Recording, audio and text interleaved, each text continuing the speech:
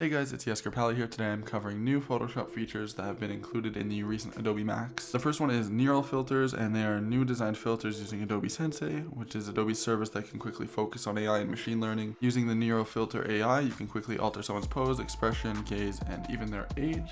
So on this one here, you can just go up to filter, neural filters. I have the photo I used for my last thumbnail. If you want to see this video, I think it's 7 ways to make more money doing graphic design, and that'll be a card right now. So instantly we can see skin smoothing here, which we can try out. The one thing I really don't like about the neural filters, or I guess the few things, is that one, it really doesn't look real in a lot of cases. The skin smoothing and basic things like that look really good. But when you get into the more complex things like the smart portraits, the lighting looks very poor or like doesn't match the scene, which you'll see once we start looking at more of these things. The next thing I don't really like about neural filters is that they take so long to load, and this is likely because all of the data is processed in the cloud, I believe it says. So as you can see, I have happiness turned up here. I have surprise turned up, but it's turned off right now, so it won't apply. So once it finishes loading, hopefully we can see what it looks like. There you go. As you can see, my face looks a little less real now. It looks like they kind of copied this eye and put it over here. The teeth are completely fake, of course, because my teeth do not look that good. So that's the edited one. Here's the original. Yeah, there's the original. Let's try angry. Let's try turning angry all the way up, see how it looks. And here you can see the anger is all the way up, and it's a very unpleasant sight. What is that? Okay, let's see. Let's turn anger off, and let's turn facial age all the way up. This is likely the last one I'll do, and then we can move on to the next one. But obviously you can play around with it in your own images and other images you find online just to see what works best on these settings here. That's not too bad, honestly. I think that old age one isn't too bad. The next Adobe Photoshop feature that is new is the sky replacement tool. This photo is taken by Christopher Roller on Unsplash. So as you can see here, I'm just using it as an example. We can go up to edit and then sky replacement while holding the layer. And you can see you can select the sky here once it loads. And you can also choose the shift edge and the fade edge and a lot of different settings here, which is really nice. And the one nice thing about the sky replacement is that it will attempt to adjust the composition or the rest of the scenery to match the sky. So here we can see their selection. They have this kind of red sunset one. They have these clouds. They have this darker looking one. This one here. This one here. And honestly, I think this tool is a really good idea. I think it can really help a lot of people.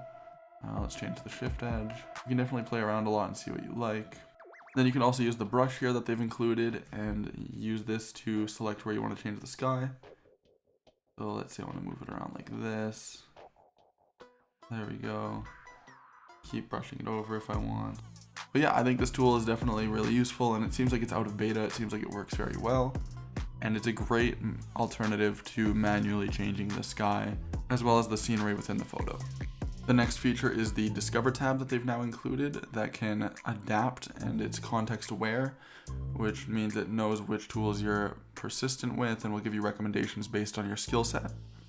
This feature is accessible by going Command F or just going to Help and then Photoshop Help. You can go right here, it'll bring up the Discover panel, or of course you can press Command or Control F. And let's say we want to replace the sky. Replace sky.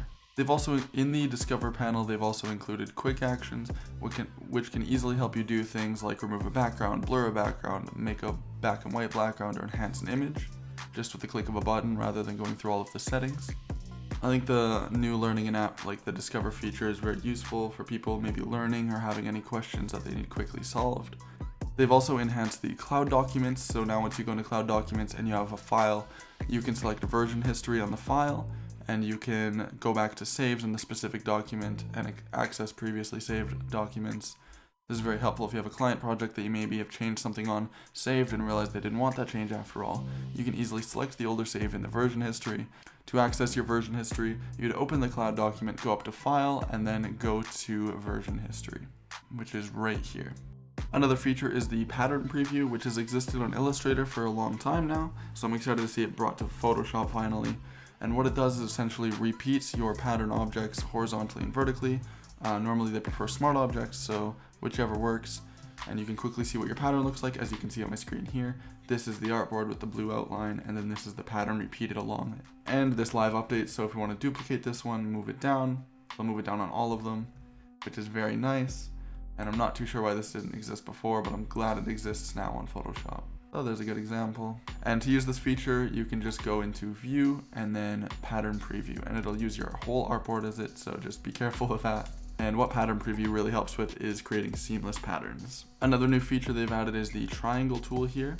Normally you'd have to go to the polygon tool, click down, and then select the number of sides as 3 right here and hit OK, which will create a triangle. But now they have their own tool, which is very nice, so just like that. And I don't believe this was available before, but this is more similar to Illustrator as well, where they have live corners and whatnot, live rounding, which can really make editing shape layers a lot easier for designers.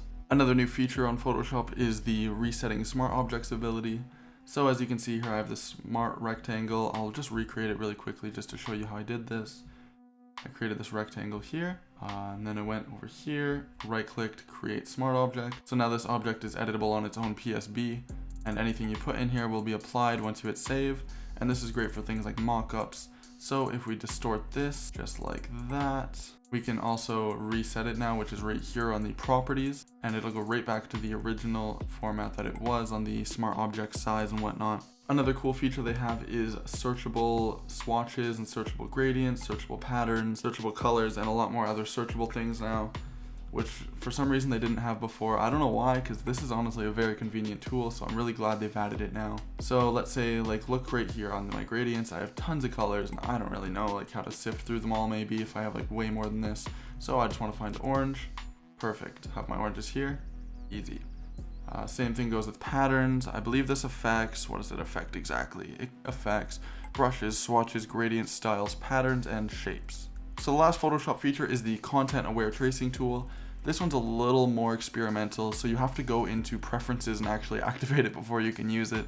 So to do that, you just go to the Photoshop preferences and then go to technology previews, and you can enable the content aware tracing tool right here. Once you've hit OK on the technology previews, you have to restart Photoshop, so I'll just do that now. So now that I've restarted Photoshop, I have this image open again, and you can see here what the content aware tracing tool does here. Once you have it selected, it's in the pen tool area.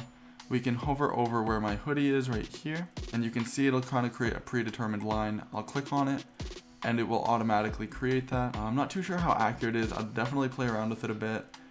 Just zooming in, it honestly seems pretty accurate. I can notice a few mess ups that you might have to fix right here and up here.